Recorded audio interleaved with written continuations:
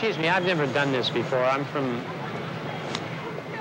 going to talk about panhandling, and it's the first night that you've been on the job, so to speak, learning, because it's on-the-job training.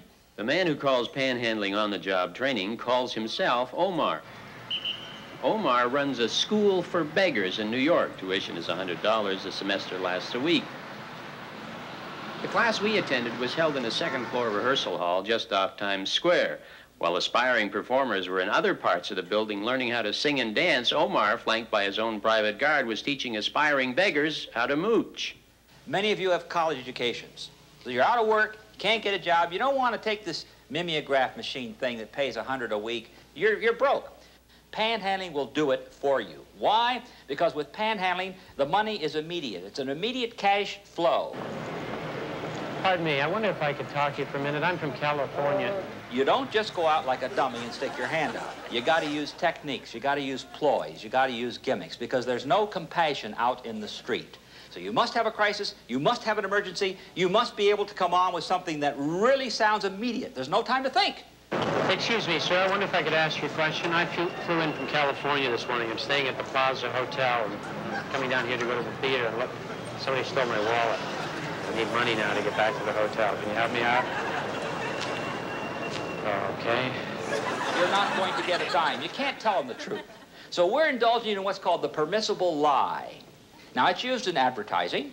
You show a beautiful girl with a car. You want the car because you figure you get the beautiful girl. I mean, you see it on television. You don't see any ugly people. You don't see any 250-pound women trying to sell a Pinto, do you? Somebody stole my wallet, and I need some money to get... They'll help you. Fetch a cop. They'll help you. Ask cop? Yeah. The cops are too busy giving parking tickets, raiding massage parlors, and attending conventions and arranging for union meetings to get more pay. They don't have time to pay attention to the little people out there panhandling. You pretend you've been mugged, that you've been beaten and ripped off, and you're broke, and worst of all, you're injured, and you are bleeding. Go into any Burger King or McDonald's, thank God for those fast food operations, free ketchup, right on the old arm, okay? The response will be immediate. Why? Because people don't want you to die at their feet. Miss, could I ask you a question? These are things that can work, too.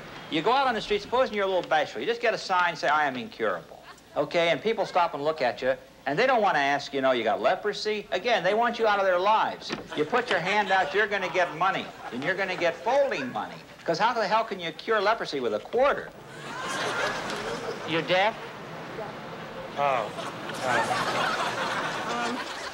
This is a little hard to say, but I'm a runaway and... Omar gives individual tutoring. This night he was teaching a student the old runaway at the airport bit. I've been living in New York about a year. I can't stand it anymore, and I really want to go home. I'm wondering if you can help me. A little bit, just $1, 50 cents. Oh, come on now, Lee. Look, okay. That's not going to work. You want $1 or $2. You're going to San Francisco. What's $2? You're going to be in the airport for 2 weeks. Just be very straight, sincere, and just a bit of desperation, you know? That kind of thing. Try it, but not too much. Don't overdo it. Sir, may I talk to you for a few minutes? Okay. I really got to get back home to San Francisco. I really have to get home. I'm just $10, a plane ticket. Lee, $20? you know, you and I are going to have to spend a lot of time together. At this point, Omar himself demonstrated how to lie with more sincerity. I haven't seen my folks in over a year, and I want to go home. See, now try that. I really want to go home. My parents are looking for me. Been looking for me for a long time. I can't call them. I'm afraid. I don't want to call them. And you look like a nice person that would help somebody out that's in a jam. Get the hell out of my life, will you? And you see, now, I mean, this is my reaction. Lee, you unfolded, you're telling me the whole thing. Since Lee hadn't quite perfected the old runaway at the airport bit, she had to go back to the street and resume the old someone stole my purse bit. After class, we asked Lee why she was begging at all. I find that if I try to work like a normal person, a 9-to-5 job, I just cannot survive on the money that I make. I made $175 as a secretary, and now I make about $300. What would you think your parents would think if they saw you out on the street begging? My mother'd flip out. I don't know. I don't want to even think about it. Omar, do you sometimes feel like a parasite? Certainly, but aren't we all parasites? We are all begging in one form or another.